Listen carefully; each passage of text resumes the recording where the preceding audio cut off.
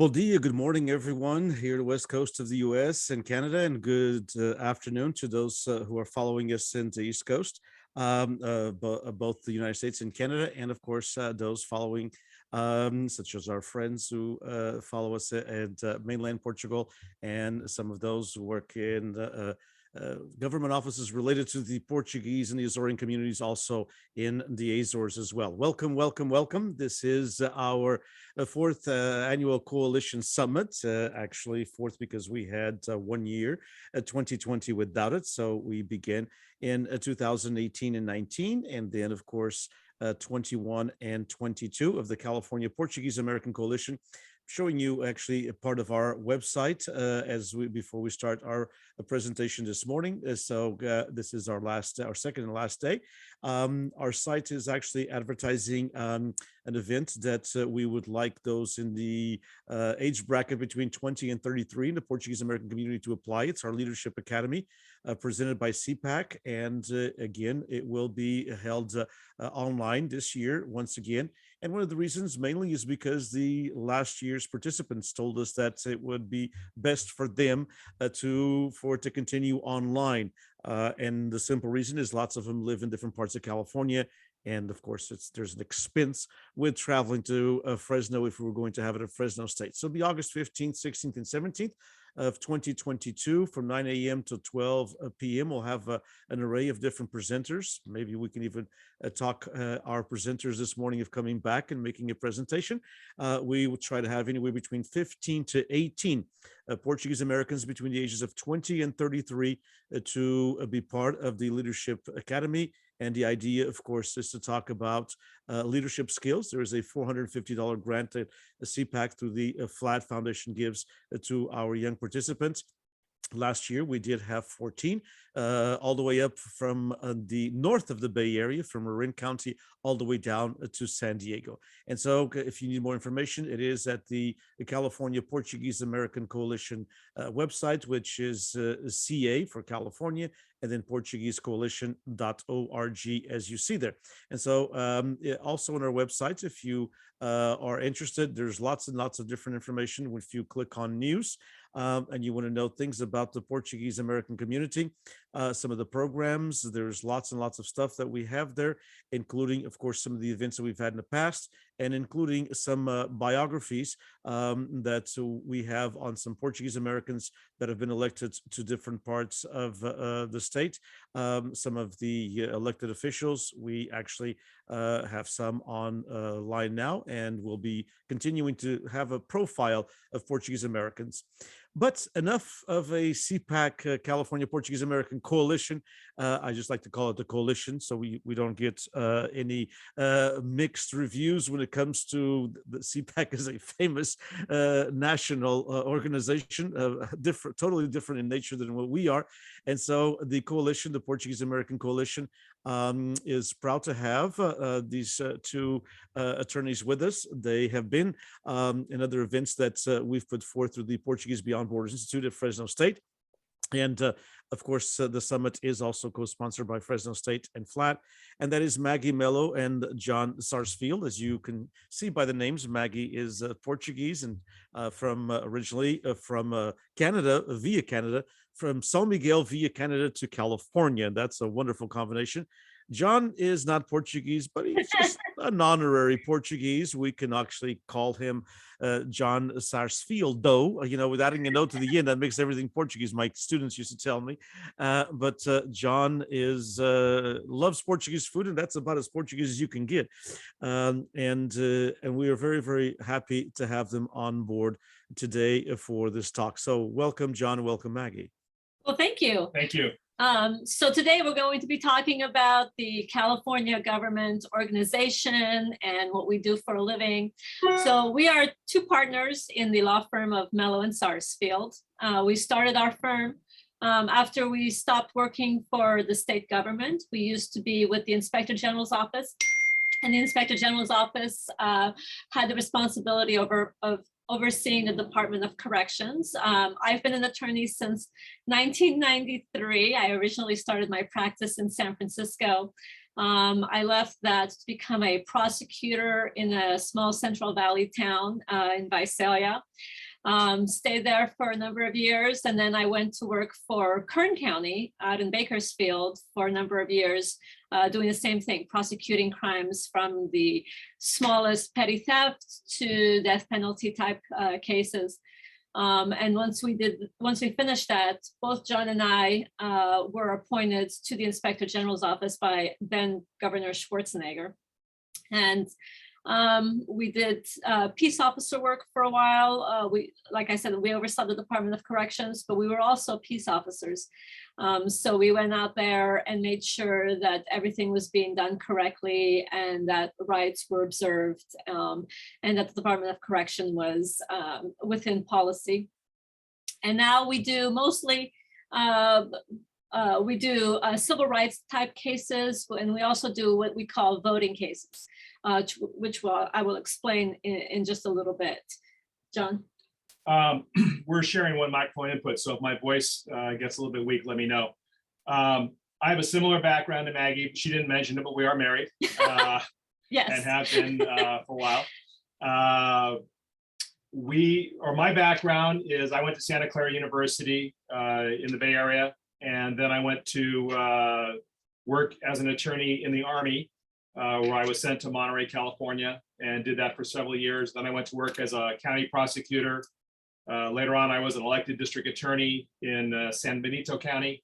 And then along the way, I worked as a special U.S. attorney. And eventually, when I got done being a prosecutor, I was appointed by Governor Schwarzenegger to do civil rights monitoring at the Department of Corrections in the Inspector General's office, where I met my future wife.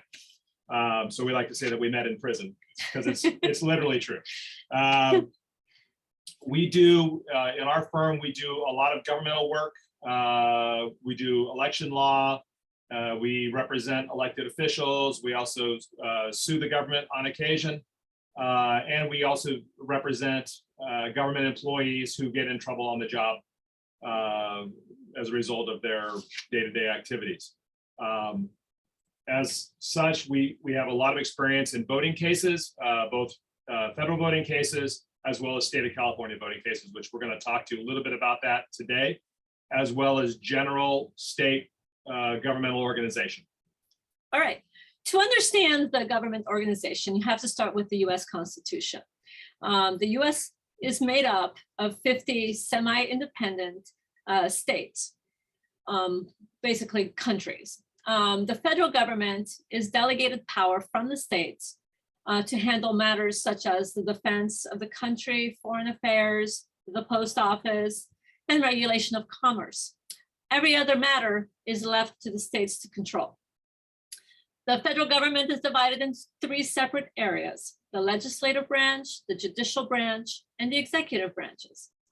At the time of the creation of the Constitution, there was concern that the federal government would be too powerful, would eventually become basically a monarchy with a king. And so in order to lessen that concern, all the authors and delegates compromised to get the colonial governments to join. And that's basically known as the Bill of Rights. It's the first 10 amendments to the Constitution. In our firm, we basically do all Bill of Rights work. So when we're talking about civil rights, we're talking about basically Bill of Rights concerns. Over time, those rights were expanded to the states. So the Bill of Rights has guarantees or recognizes basic concepts of human freedom and autonomy, areas into which the government cannot easily intrude. So the Bill of Rights is our basic rights as a free nation, and they belong to the individuals as opposed to the government. So when we're talking about Bill of Rights or civil rights concerns, we're talking about the ability of the government to intrude into our basic freedoms or our basic rights. Let me jump in if I can. So we're talking about rights like freedom of religion, which includes freedom of thought if one is not overly religious, and freedom of consciousness, freedom of speech, freedom of association, the right with some regulation to keep and possess firearms, which is very controversial these days, but it's in the Second Amendment. We have the Fourth Amendment, which controls how the government can search somebody, whether or not they need a court order or whether they can just do it. Also, the right to due process, which is basic fairness when dealing with the government, the right to a jury trial, the right to an attorney, and so on. One of the last parts of the Bill of Rights is a section which says everything else not given to the federal government belongs to the states. So that's how the states are able to maintain their theoretical, separate, and equal relationship with the federal government. When you look at federal rights, you have to go to federal court in order to sue the government to maintain your federal rights. So if you have a violation of your First Amendment rights by the government, you have to go into federal court to seek relief from that violation. There's several different jurisdictions that can allow someone to get their rights enforced. So if you're looking at the US Constitution, that is strictly speaking a federal court arena. So there's a lot of attorneys who only practice in the state and they don't practice in federal courts. So you have to be sworn into the federal courts to be able to go into that arena, which we are. But when you look at each individual state also has their constitutions. And in those constitutions, they also either expand or reinforce the rights given to us by the United States Constitution. In each state, the government is organized along similar lines. So in the states, instead of having a president, we have what we generally call a governor. Depending on, there's some East Coast states that have different names for what their governmental agencies are called. In California, that's the one that we're familiar with. So that's the one we generally talk about. But there's, for instance, the Commonwealths. And then there's always a caveat. I will talk about all of this, and then I'm going to say, except for Louisiana, because Louisiana has a completely different system. They're what we call Napoleonic law. And so they're very different in terms of what they call everything, but they are organized basically the same way. And they also have some generally different rules when it comes to their legal processes and things of that sort. I used to teach on a federal level in South Carolina, and I used to teach their prosecutors college there. And every time I had to say something, I had to stop and say, except for Louisiana, which has something different that we're not going to talk about. So as far as for the other 49 states, generally, like I said, they have a governor. They all have legislatures, again, members of which are elected by voters. The legislator's job is to propose or pass laws or repeal laws. The law generally doesn't come into effect unless the governor signs the bills. So you generally have bills coming from the houses, which is what we call the Senate and the House of Representatives or the Assembly. And then they have to be signed off by the governor. Again, there's the federal legislature is made up of two houses, which we call the House of Representatives and the Senate. Usually we refer to them as Congress. And California legislature follows the same organizational model, but instead of the House of Representatives, we have what's called the State Assembly. Most states, again, have similar organizations, sometimes with different names. For example, some states refer to their House of Delegates instead of the House of Representatives or instead of the Assembly. Let me jump in, if I may. The system of government we have where we split the chief executive from the legislature is called a Republican form of government. It has nothing to do with the Republican Party, which is an American political party. It simply is talking about how the voters elect representatives who then sit in the legislature and have the lawmaking powers, which can be approved by the chief executive, the governor, or even the president. It's different from a parliamentary system, which is the primary system throughout other Western democracies, where their legislature also becomes the head of state. In our system, we can have deadlocks where we could have, on one hand, a Democrat or Democratic Party chief executive and a Republican legislative majority, which then creates what's called gridlock or deadlock, and not that much happens. That system was designed intentionally by the founders of the United States, and it was adopted by California as a model, and all the other states as well, except possibly Louisiana. Where the idea was the founders actually didn't want a lot of things being done. They wanted only things that the majority of people clearly agreed on would get passed as legislation. And so our system was built intentionally to be inefficient in moving ideas that might be controversial. It's supposed to be a slow process, except in times of emergencies. California, I'm sorry. Go ahead. Can I just ask a very quick question? Yes. Because I think both of you just made a very good point about our system. I think it'd be worth exploring just a little bit. I know you have a full presentation. It's just that, as John pointed out, it was designed because they really distrusted government. You know, we're talking about, of course, the Renaissance era a little bit after that, and what they just gone through with the monarchy in England, etc. Do you think that? A little bit of editorializing, if I may, from both of you, which is, do you think that the system is still as efficient for today's world as it was back then, considering what was actually needed?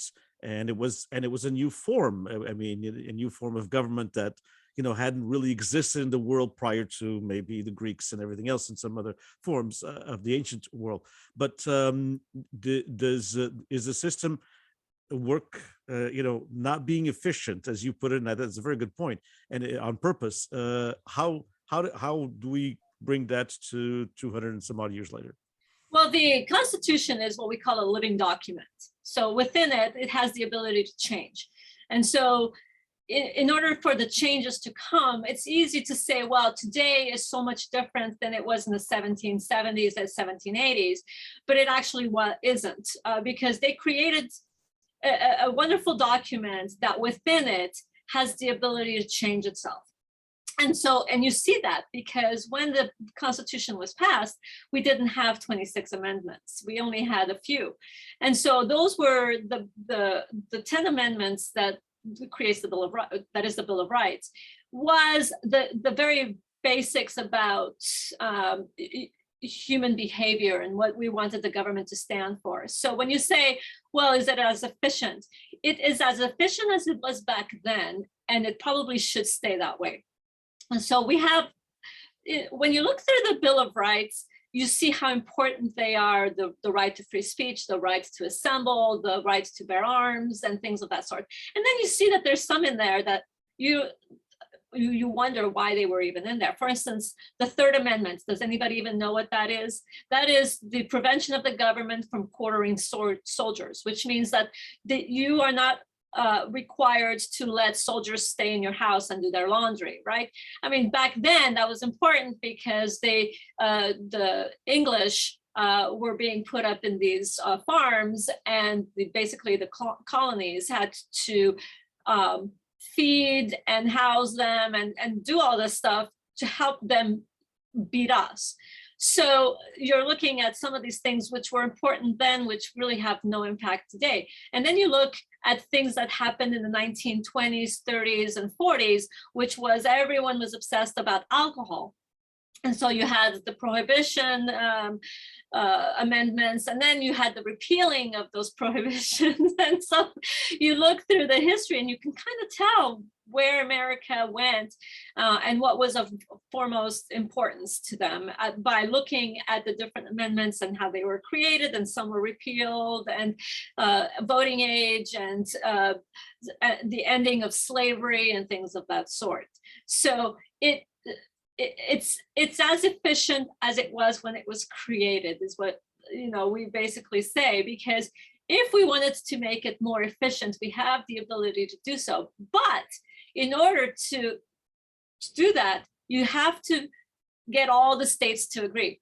And the wonderful thing is that every state has these fundamental rights, and you can't force them to enter into these contracts unless you're giving up something for them as well.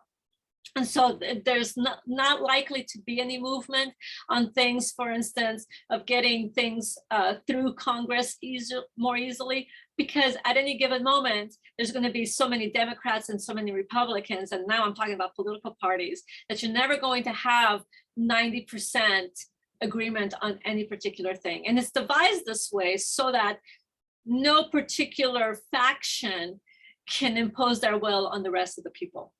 So it maintains this constant discussion back and forth in order to get to any agreement.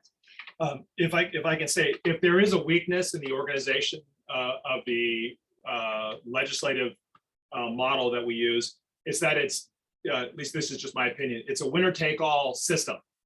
So if you have 51, we'll use the US Senate as an example, if you have 51 votes on one side and 49 votes on the other, the 51 controls, even though they're just only slightly more popular than the other side.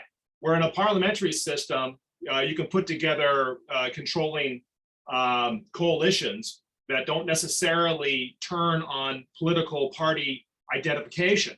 So the Labor Party can get together with the Green Party, and they can get together with the, I don't know, the Daisy Party, I'm just making up a name. And they can cobble together a controlling coalition that can set government priorities, where in the American system, you cannot. So if there is a weakness, and again, this is just my opinion, but if there is a weakness, it's that a large minority, almost a majority, is frozen out, theoretically, of policymaking provisions. And I personally don't think that's particularly fair, and I think it engenders the environment, kind of the toxic environment that unfortunately is pervading Washington, D.C. and California to a lesser extent as a result. But even when you look at the legislature, which is what we spend the bulk of our time, because that's where the laws come from, you're always going to have a check on that, and checks and balances, and that is the courts, and that's our forum. That's where we work, and that's what we use in order to contain different factions from trying to undo what's in the Bill of Rights and what's in the Constitution. So you're always going to have the three branches of government basically at odds with each other, and really the gatekeeper would be the courts and your ability to sue. There are countries in which you cannot sue the government. There are countries in which you cannot sue the head of the government, be it a king or a prime minister or whatever. And in California and in the United States, excuse me, you can sue the president of the United States. You can sue in federal court to undo laws that have been put together by the legislature. So you always have these three branches that are able to right the ship, so to speak. In California, we also allow the voters to directly propose laws and to repeal existing laws. Again, this is a bit different than other countries, because in California, we have these things called initiatives, sometimes called propositions. And generally, once the voters have acted on an initiative, the legislature cannot undo it. If they do try to undo a California initiative, then they are subject to being sued. So when you sue the legislature because they've undone something that the voters have voted in, not only do they have to set it right, but they also have to pay penalties and pay attorney's fees. If I can, the ability or the initiative process in California is actually an example of direct democracy, where the actual voters are the ones proposing the laws. And that goes all the way back to ancient Greece. It is not the rule in most republics. Most republics have either a parliamentary system or a legislative system that restricts the lawmaking abilities, to include repealing, only to the legislature or quasi-legislature. In California, we are known as a democratic republic. And on our flag, it says republic. It doesn't say democracy. So you look at these two, the way that the government is organized, you're looking at the republic for the houses, and then you're looking at the ability of the people under their freedom to be able to pass their own laws. In state, like California, the state courts do the bulk of the legal work in the country or in the state. They handle all matters such as criminal law, business disputes, family law, like divorces, and similar ideas. Each state is different as to how someone becomes a judge. In California, they can either be appointed by the governor, or if the governor does not appoint, you can run to fill a vacancy by election. The judges are judges for 6 years unless they're appointed in the middle of a term. And sometimes you will have a ballot that comes to you that says, do you want to keep this judge as a judge, or do you want this new person as a judge? They tend to be very rare. Not a lot of attorneys will run to become judges. Most get appointed. The appointment process requires what we call a Ginny committee, which are other judges and other attorneys in the area who will do a background check to determine if that person is fit to be a judge. But once someone is appointed to that seat, they tend to stay there for life. In the federal system, the judges are appointed for life. So they do not have to go through the election process. Having been in this profession for quite some time, I know that when someone runs against a sitting judge, that person, if they are elected, is treated very poorly because basically they've, done the undoable deed of running against a judge who's sitting. But sometimes judges do things because they're human, and they become vulnerable to having someone run against them. And so it does happen on occasion. Like I said, it's very rare, but it does happen on occasion. And sometimes there's great fun in having a shakeup in the judicial branch, because once somebody becomes a judge for appointment for life, they do get comfortable in what they're doing. And so sometimes they make unpopular decisions, and then they have somebody who comes and runs against them. In addition to losing their seat by election or re-election on occasion, under California law, any elected office holder can be what's called recalled.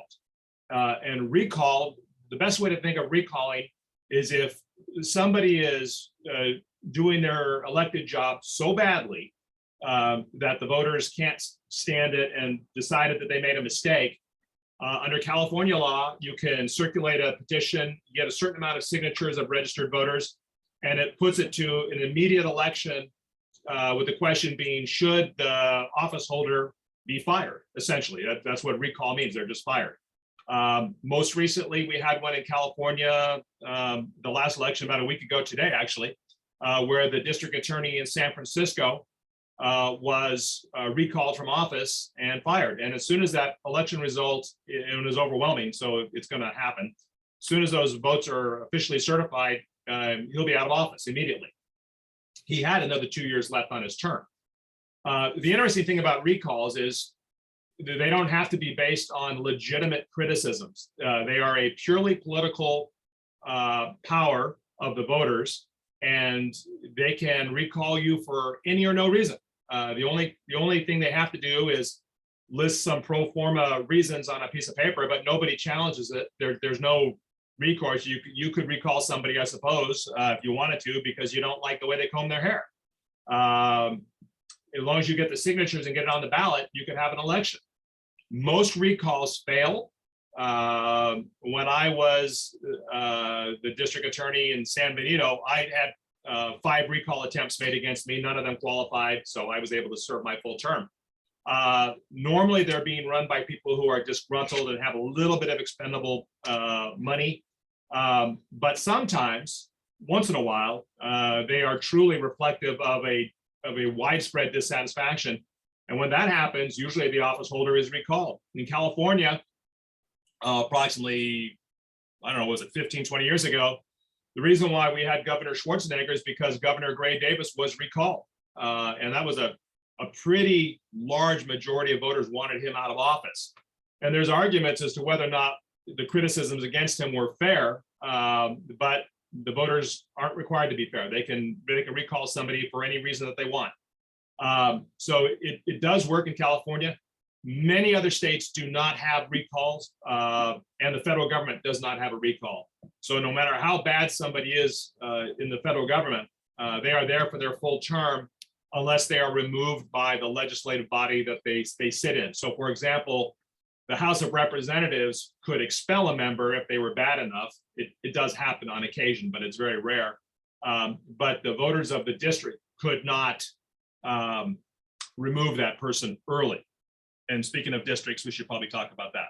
Well, first, we're going to finish up on the judges and their positions. So in the US, in the federal government, you have the US Supreme Court, and it sits as the ultimate arbiter of all the laws and all the lawsuits that are filed in federal court. And then below them, you have the district courts and so on, and lower courts. In California, we have a California Supreme Court.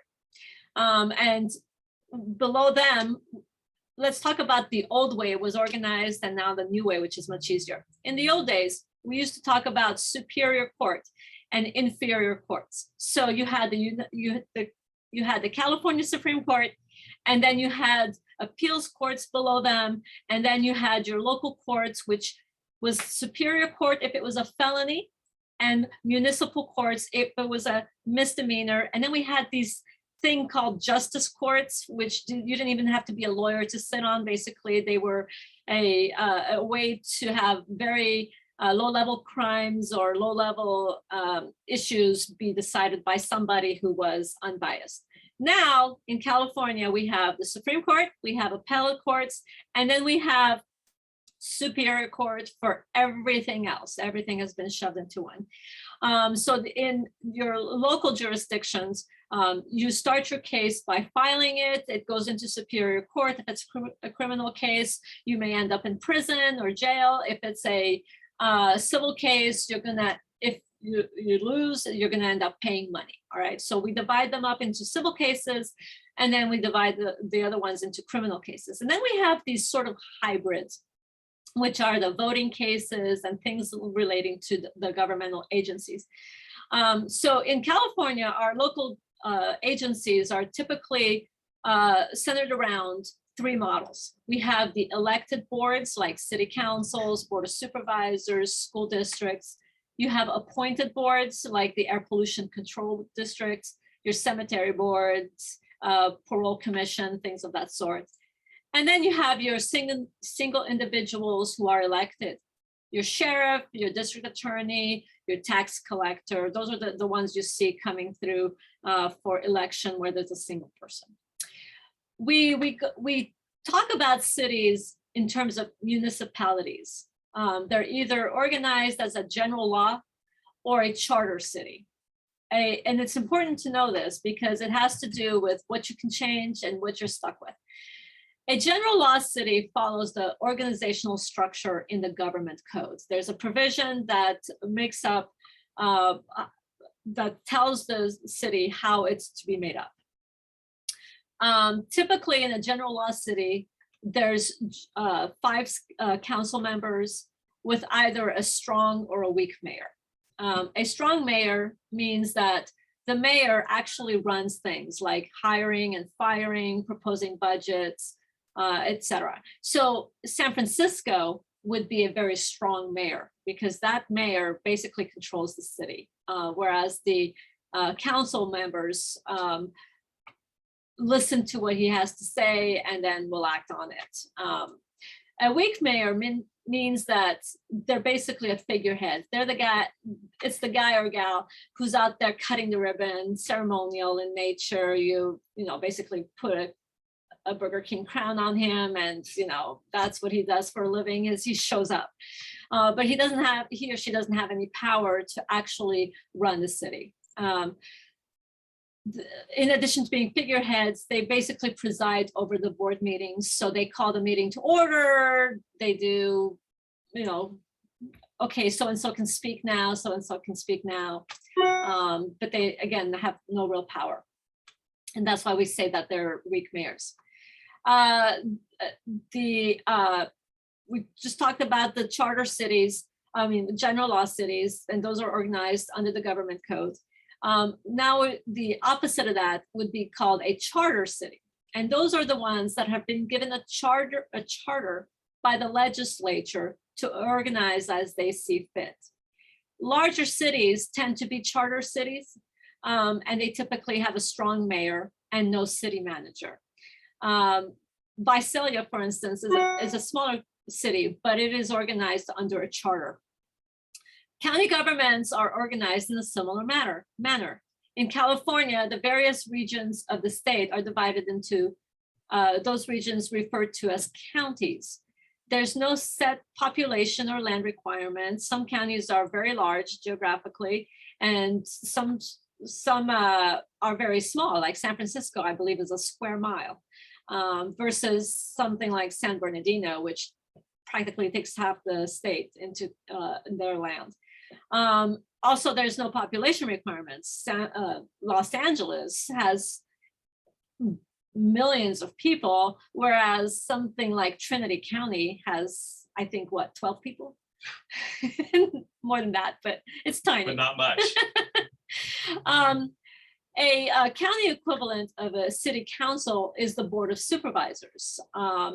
Other county officials include a district attorney per county, a sheriff per county, a county clerk, and a tax collector.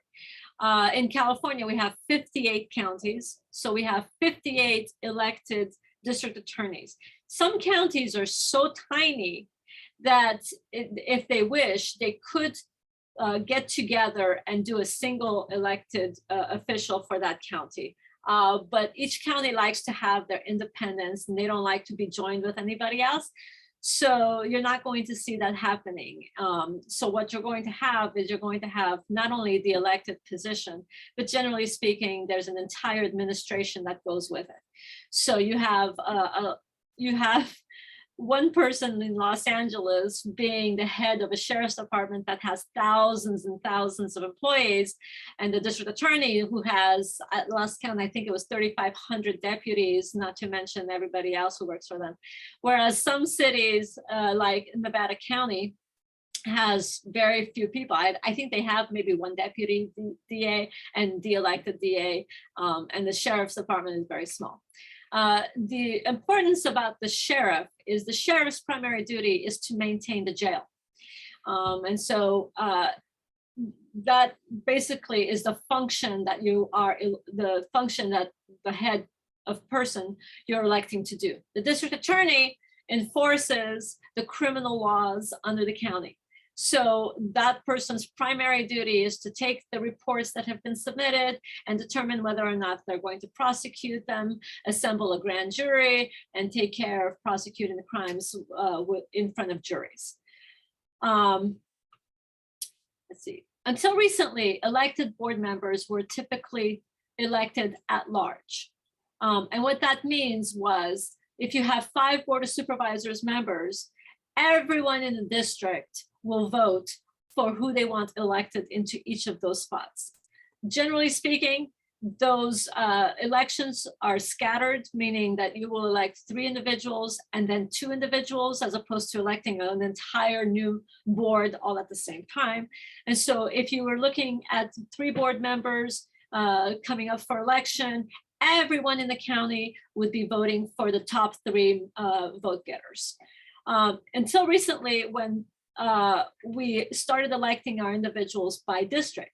A district election means that you subdivide the jurisdictional area into, if it's 5 board members, into 5 different districts. So for instance, if you have a Board of Supervisors election coming up, you would divide up, let's look at San Francisco, you would divide San Francisco into 5 jurisdictional areas containing about the same population. And then you would elect 1 member from each jurisdiction, so that you have more of a say in who represents your particular area. So if you have some very poor neighborhoods that don't generate a lot of income, you would have a member from that community on the board, as opposed to having 5 board members all coming from the gated community in a very affluent neighborhood. In addition to allowing for great diversity on these boards, it also allows for more people to run because it costs a lot less money to run in a smaller jurisdiction than it does in an at-large election.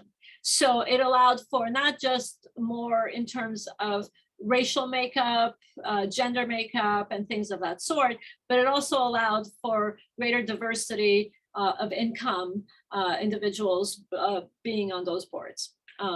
If I may, at the federal level, the best way to understand at-large versus district is if you look to the United States Senate, every state has 2 seats, and all voters in the state get to vote for those 2 seats. That is an example of an at-large election. Versus the House of Representatives, which is commonly referred to as Congress. The House of Representatives is by district. So depending on where you live in California, you will vote for candidates in one particular district, and you can only vote in that district. So the rest of the state has no input on who's going to be your representative. In Visalia, we just had our elections by district for our Congress people, and then they go on in November for the final decision. But that's a good way to keep it straight in your mind. For some reason, there's a lot of resistance to the idea of switching from at-large to by district at the state level and at the local level, which I personally don't understand, because it's basically the American system. And so city councils, typically, city councils, when confronted with a request to switch from at-large to district, typically resist, even though it's the system that most people are familiar with.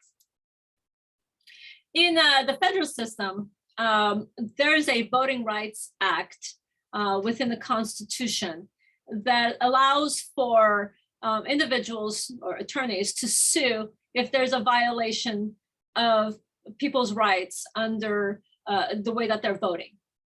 In California, we had the California Voting Rights Act, which was created in about the year 2000.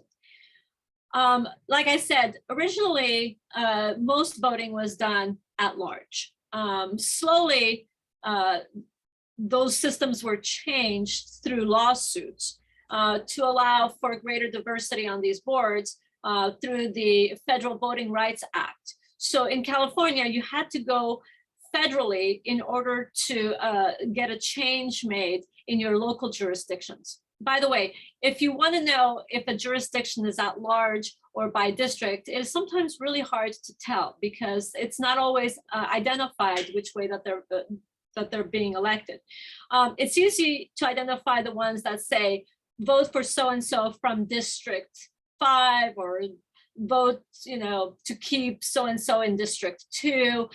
You can pretty much identify what the district elections are, but it's not always clear if they're at-large elections because not everyone identifies who the members are by their district. So if you look online and you see that there's 5 members on the board, but they don't say which district they're from, you really can't tell if they're going by district election or if they're going by at-large election. However, I can tell you that when you get that ballot in the mail, they will be identified as whether or not they're coming by district or they're doing it by at-large because of the way that you're voting.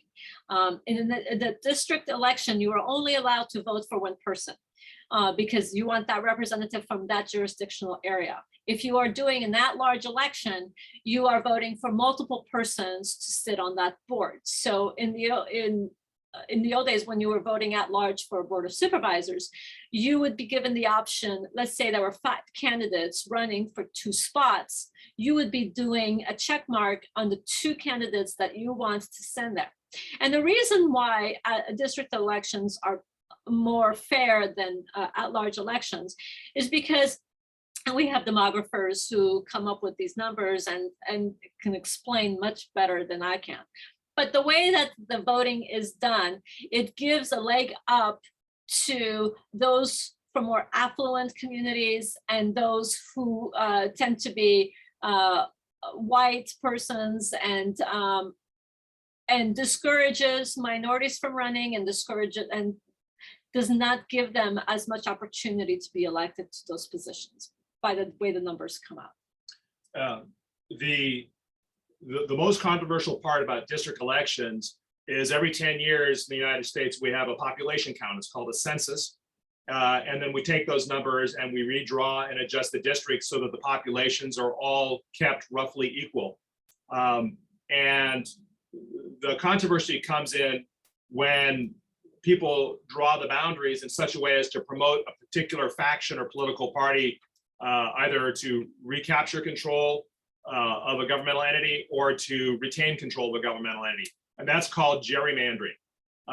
Gerrymandering is a very old American tradition going back a couple hundred years. And it's generally allowed by the courts. There are some extreme examples when it's not allowed, but generally it's allowed. So there are very contentious battles fought over who gets to draw the boundaries and what the criteria is. But as a general idea, the boundaries have to be roughly equal in population, and you cannot exclude minority populations from being able to reasonably elect persons of their choice. So that's where the litigation comes in. And I know we got about 10 minutes left, Okay. so I don't know if we want to open this up to questions or how we want to do that. I got 2 more minutes. Let's No, talk yeah, about please continue. Yeah. Yeah, okay, so in the so we talked about the Federal Voting Rights Act, which basically sets the ground rules.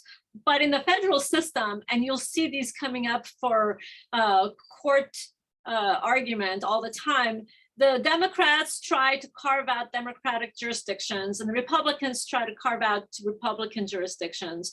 And they often go to court to determine whether or not you can do that. And the courts have uniformly found that, yes, you can do that. And the reason you can do that is because it's not an immutable characteristic. So people change from being a Democrat to a Republican all the time. But what the Voting Rights Acts really seek to do is to prevent gerrymandering with people's immutable characteristics. And it's very uncomfortable because you're talking about race, you're talking about things that you're identifying from people. So you're trying to identify, okay, who makes up a minority? So in California, the California Voting Rights Act, in particular, looks at those characteristics in terms of your race, your national origin, things of that sort. By the way, the Voting Rights Acts don't have anything to do with your gender. You can be male or female, and you can be discriminated against all you want. Okay, so if your board has never had a woman on it, tough luck, you're not going to be able to use the Voting Rights Act to correct that. And that's because we're equally 50-50, so there's no minority. So in California, we look to see, first of all, do we have a minority? And in California, we have no such thing as a majority. There is no majority white people, there's no majority Hispanics, there's no majority anything. Everybody's a minority. So we automatically see that, okay, so we all are minorities, but do we have a fair representation on the board? So in order to prove a California Voting Rights Act case, we look for a population of at least 20%. And that's easy, 20%, because they gotta be able to make up at least one pie. We gotta be able to cuddle together enough people to elect a person from there. We look to see if there's a history of underrepresentation in that minority population. So we look for things like preventing people from going to the polls. If it's a Hispanic minority, do we look, are they giving out the voter information in Spanish? If there's a large Portuguese population of citizens, are they providing the voter registrations and everything else in Portuguese? So you could have an entire population of a district that is 50% Portuguese, and when you're Portuguese and you go to the polls and you have an accent, they say, oh, you can't vote. We can't tell if you're a citizen or not. So they're turning people away. So we look for things of that sort. And then we look for racially polarized voting, which has an entire 6 volumes dedicated to it. It's basically our bread and butter. But essentially, polarized voting happens when a minority group tends to vote for a candidate, but that candidate does not get elected. And that is because of how at-large voting occurs. That occurs mainly relating to race and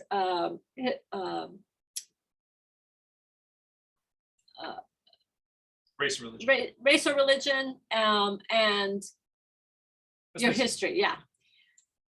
When that occurs, we as a firm will then sue in order to switch the jurisdictions to district elections.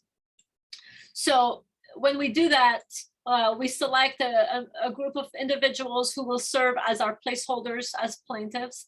So we have people in the community who are active, who vote, and are a member of that race. And then we will sue the jurisdiction.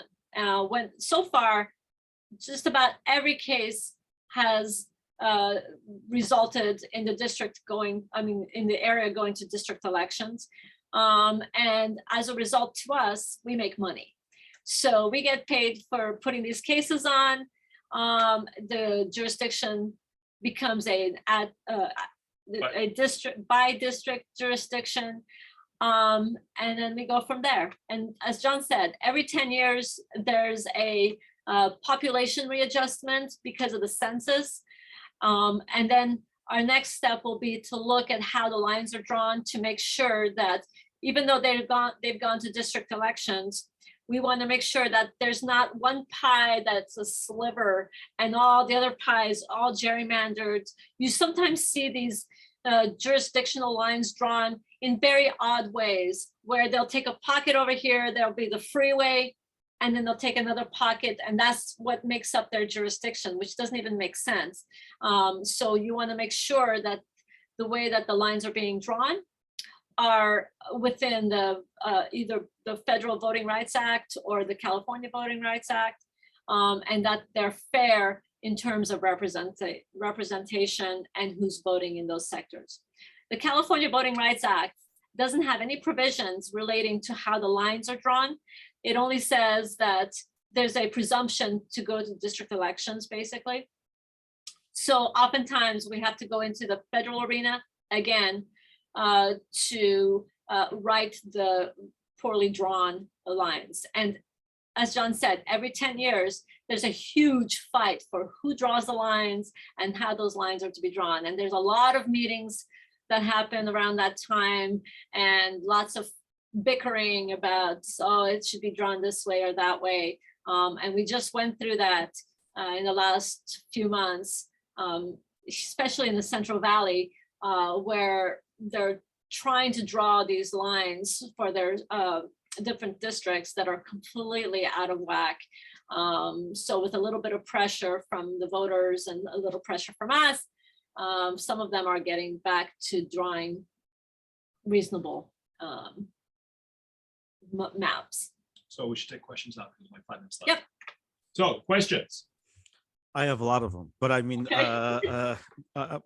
let me just ask you, first of all, you were talking about the gerrymandering. So, and I think that John or Maggie, I think it was John that mentioned that gerrymandering, it's allowed, it's part of the American tradition. However, as attorneys, you look at this gerrymandering is done when you said, Maggie, that, the way the districts are drawn, sometimes, there's like, a little bit of population here, then it's way over, this guy kind of does, a strange map of the way they're done. Do you, as attorneys that are representing these districts, do you look at economics, race? What are the determining factors that you look and say, well, maybe the gerrymandering is legal. I mean, it's an American tradition, but this is not right. How is that determination made? Okay, so you look to see why they're gerrymandering, and usually it's pretty clear. We have a gentleman who works with numbers, and he's a demographer, and he has a very expensive computer system that allows him to identify per block and per house how people are voting, all right, and what their demographics are. But not by name. But not by name, although You can figure it out. one more click and I can figure that out. But what you're looking for is identifying markers as to why they're gerrymandering. So if they are gerrymandering, let's say there's a Black population, and that Black population has been carved out into 3 different sections and then hooked up with very white populations that make up the bulk of those sections. You're going to very quickly identify that the reason they are gerrymandering is because of race. And so then that will give us our basis to go in and stop that from happening and redrawing the districts so that, and what the drawers are trying to do is diminish the Black vote by hooking it up with something other than that community. Or else you see a very poor neighborhood and it's being split into all 5 quadrants. They're radiating out, and so they're trying to eliminate that particular jurisdiction from having a vote. Sometimes they do it by way of Democrats and Republicans. Like I said before, you can do that. But you have to keep communities of interest together, and you cannot break them apart for purposes of diluting that vote. So it takes a lot of work to determine if there's been the other 2 requirements, which is there's a history of suppression, and there's a and the way that they're having these elections. So you look at the board and you take a look. Now, if you have a board that sits in the primarily affluent town with primarily whites, you're going to expect that your board is going to be made up of 3 people who are primarily white and affluent. But you're expecting that there will be some diversity. Now, if you're in Oakland, which has a huge Black population, and in the history of Oakland, you've only had 1 Black Board of Supervisors member, then you're expecting that there would be a lot more. So you take a look to see what's the history of this jurisdiction. Have they done things to prevent minorities from sitting on that board? But on occasion, we have Woodlake. Every member of the Woodlake Board of Supervisors is Hispanic. And that's because they have a huge Hispanic population there, but they are at large.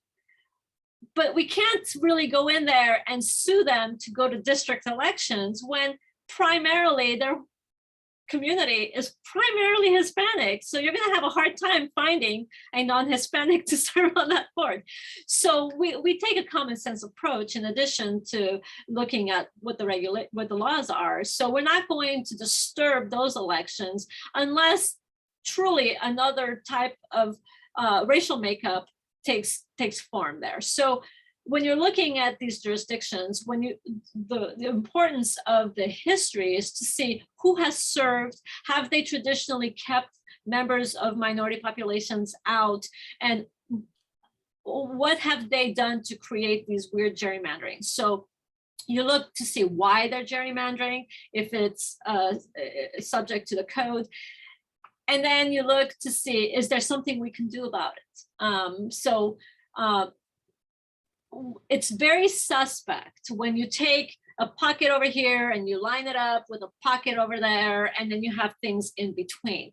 So the question is, you want to see a map that basically looks like a pie, where they're equal size pieces and they make sense. Sure.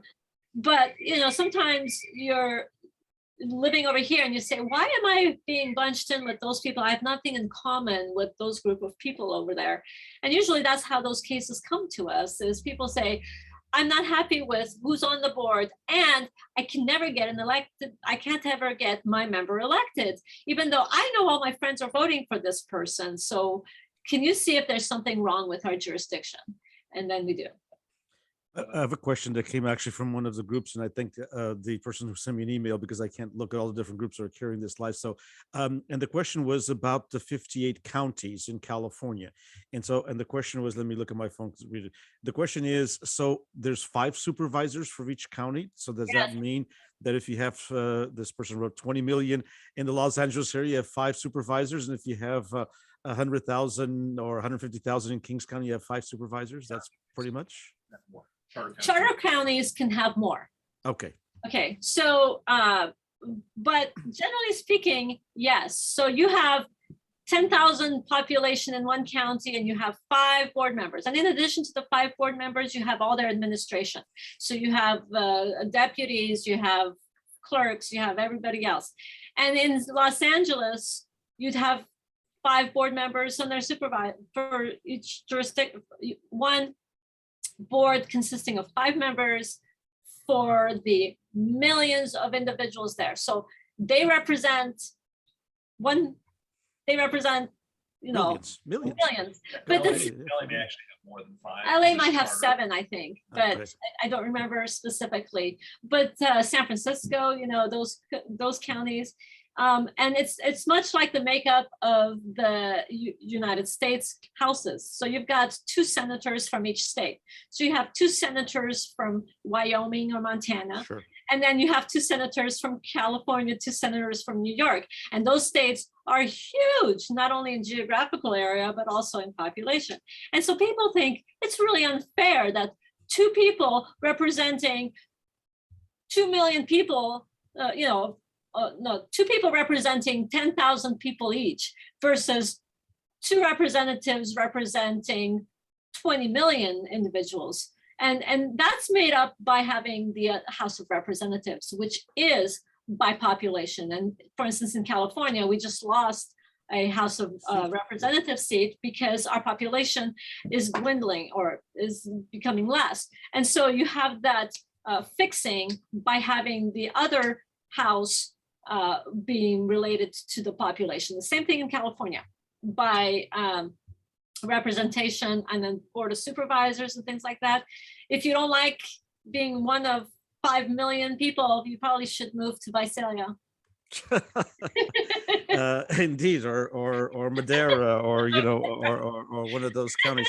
But it's quite interesting, and and it kind of answers a roundabout question that I had a friend of mine from Portugal who not too long ago asked me why there's a Portuguese-American politician, a Portuguese-American senator, who is actually running for the Los Angeles County Board of Supervisors. And he asked me, does that make any sense? Why would you leave the California State Senate to run for Board of Supervisors? And that explains it. Even if they have 7, he's going to have a lot of more power as a Board of Supervisor that he probably has in the U.S. in not the U.S. but the California State Senate, where there's 40 of them. They represent roughly under 1 million people each, which is already a lot.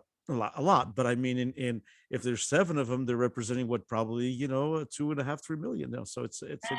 Yeah, that kind of explains it. And state legislative seats all have term limits. So sometimes they don't have a choice. They have to find another place to run to. That's and so they go from the state assembly frequently to city councils and board of supervisors. I have just one very quick question. I know our next guest is online, but John another John Pedroso will give us a couple of minutes, I'm sure. And this question came, and it's kind of interesting. I mean, I don't know if the question basically is, has the Supreme Court always been this politicized? I mean, I don't know if you want to tackle that. Actually, yes. Okay. We just don't know it because for many, many years, it has remained quiet. But the reason why it's so political right now is because we're going through a huge change. We have the justices on the US Supreme Court are there for life. And so if you put someone who's 45, 50 years old on the bench, you're going to see that person being there for a very long time. So we've had a relatively peaceful time period because the members have been so uniform and they've been there for so long. They have basically created a unified Supreme Court. So now we're going through a lot of turnover. But in the 70s, there was a lot going on. Okay, so we are basically history is repeating itself. We're going back through Roe versus Wade and abortion rights. We're going through just a huge change in the court, philosophy-wise as well as person-wise. And so we forget, because some of us really were too young to know what was going on, but in the 60s and 70s, we sort of went through this time period. So every 40 or 50 years, you see huge turnover in the court, and you see it get very politicized. So yes, this has happened before, but it was too long ago for most of us to be able to remember that. Plus, there were time periods when we didn't even know whether the court was able to make these decisions, because during the early formation of our country, there was a question whether the court had any jurisdiction over anything the legislature did. And so back then, people were literally dueling each other for the ideology, which back then the political parties were much worse than they are now. Although that's, because now we have a lot more information coming out, so we understand a lot more of what's going on. We have by the minute reporting and all that. But yeah, so right now it's a very exciting time. Maybe we live in interesting times in the Supreme Court. But this is something that is just history repeating itself. It was controversial from the very first day. Yeah. And I don't think that's ever going to change. Okay. Well, thank you both very, very much. It was fascinating. If I apologize to those folks who sent through social media. If there are any questions that anybody sends me, I'll be more happy to send them to John and Maggie to answer later on. So appreciate it very, very much. Fascinating, and thanks to all the people putting nice comments on social media as well. It is indeed interesting information and important information for our community, because sometimes in the Portuguese-American community we've been lacking some of this information because we just say, oh, a política não é para a gente. Politics isn't for us, but politics is for everybody. And it's not necessarily party politics. It's just the way the political system works, correct? I mean, it's not everything has to be party politics. It just has to be politics in the sense that it is good to be informed and to have, of course, a seat at the table, right? Thank you both. I appreciate it very, very much. Hope to see you soon. Thank you. We appreciate it. That was Maggie, Melo, and John Sarsfield, who we appreciate very much and thank him for their time. And we're going to switch to John Pedroso. John is already with us. I think we can't see him, but he is now part of the panel as well. And again, thanks to those folks on social media who wrote those questions and sent them in. And thanks to my friend who sent me the question on email so I could be alerted that I did not see on social media. If any of you have any questions, I'll just keep on trying. And if you see any questions on social media and you have my email, do send them to me. And so our second and last part of this, John, I don't know if you can hear me. You are on. So I hope that you can hear me now, and you can turn on your camera. I think your camera is off, so it's going to have to be up to you to turn on your camera, and we'll start our conversation with John Pedroso, who is an elected official. He is on the Merced Community College Board, and in the Portuguese community, we've talked a lot about this. We've talked a lot about the importance of having more and more Portuguese Americans that are on school boards, that are on community college boards, that are board of trustees at universities, that are on school on city councils, as Maggie and John just mentioned. And indeed, now with districts, it gives some of us in some smaller communities. The Portuguese community is never, other than maybe Hilmar, where we about 30% of the population, 31 or 32% of the population. In most towns, we are less than 10%, and in some towns, in some cities, less than 5%. So it's not a real big majority, or a majority at all. It's a very small minority. But we've been able to, of course, build coalitions with other folks, and we've been able to have these folks, of course, vote for Portuguese Americans, even though in that town, we may have,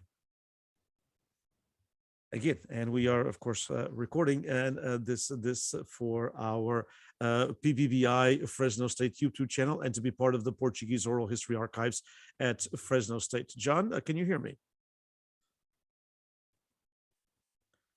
We cannot hear John Pedroso. Can you hear me, John?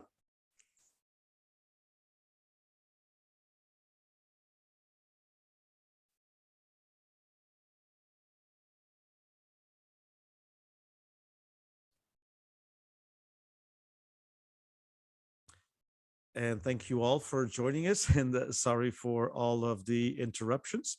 Sometimes technology does that. Sometimes the internet doesn't want to work as well as we would like it to work. But I hope that John can hear me now. I don't think John can hear me. Let me try to do here a little bit. We are going to have John get back on. So let me ask if John can do that, and if not, we will, of course, try something different. We were hoping to have, of course, John Pedroso on, and he is, as I said, he's vice president also of the California Portuguese-American Coalition, and he is going to, I think, maybe we should try John again. We do a couple things here, so pardon everyone.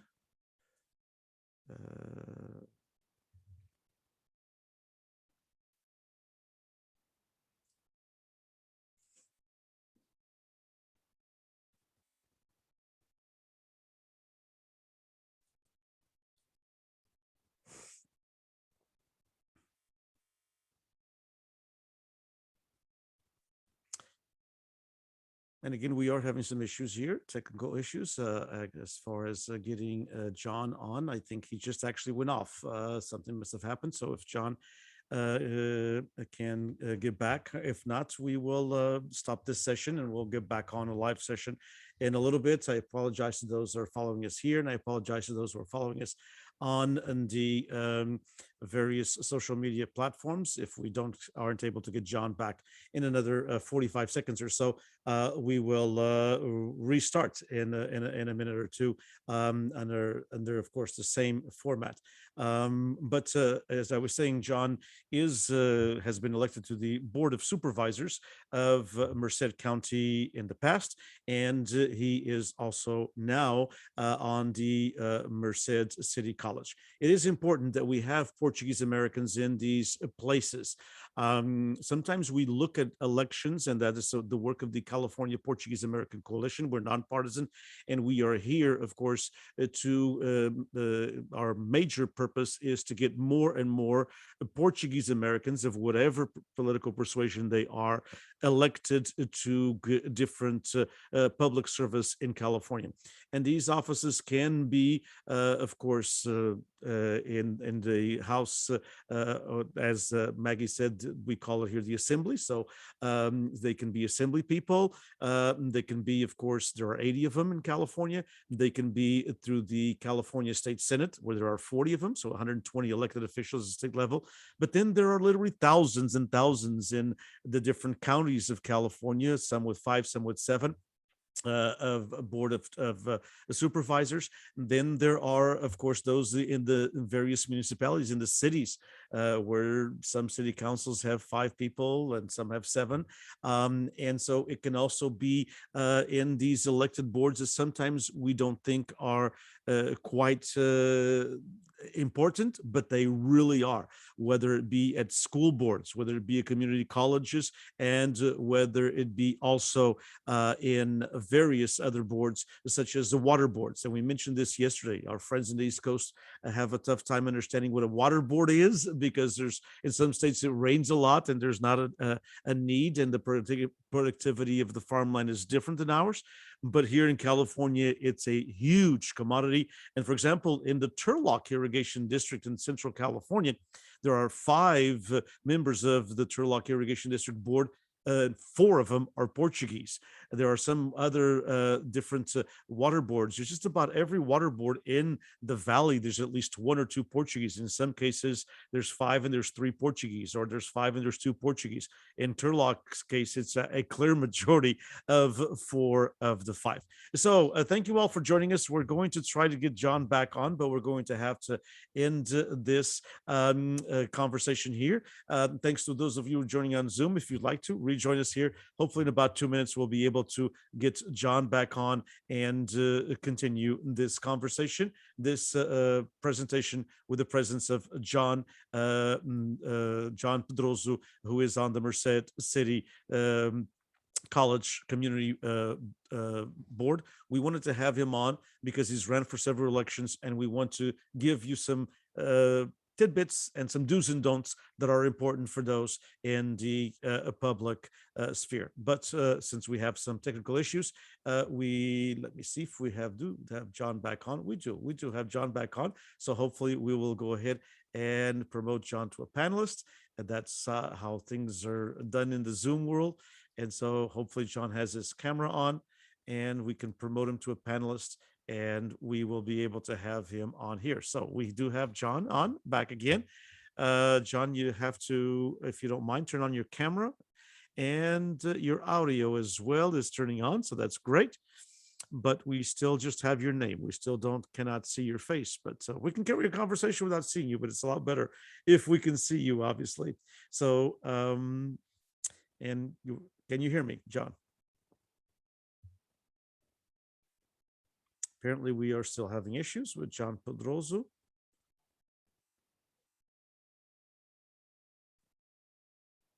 We cannot hear you. And we can't see you, John. I don't know if you're using a phone or a computer. Sometimes phones have issues with and are not compatible with some programs. But your audio is connecting. And so we'll wait another minute or so. If not, again, we don't want to keep those of you who are following us, and thank you for your patience. These issues unfortunately happen, but we will try to get you, we'll try to get everything on. If we cannot, of course, with John Pedroso. I think we are having issues. I don't think John can hear us. So we're going to end this session. Thank you all for joining us, and we'll try to get back on momentarily. Thank you all. This is the California Portuguese-American Coalition, the 4th summit in collaboration with PBBI, the Portuguese Beyond Borders Institute from California State University, Fresno, and also with the sponsorship of the Luso-American Development Foundation. Thank you all for joining us.